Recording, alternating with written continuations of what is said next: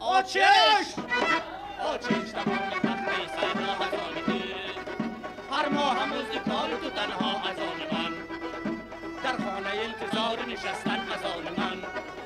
یک بعد کار پختنشون با هزانده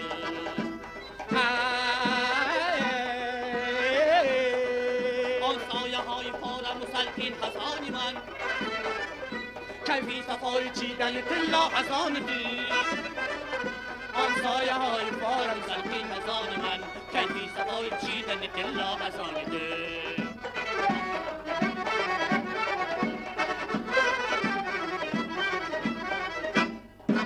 آچش تنها خوراک و خوردن و گفتن از آن من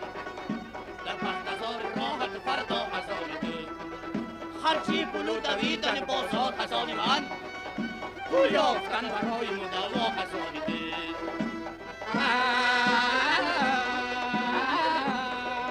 تعریف پخت و وعده و شرط از آن من کار دیگر از آن تو تعریف پخت وعده و شرطان رام من اجرای کار و قول پلان ها از آنده آچش تمام پخته صحرا از آنده هر ماه مزد کار تو تنها از آن من در خانه انتظار نشستن از آن من لیک بعد کار پختن شوربا از آنده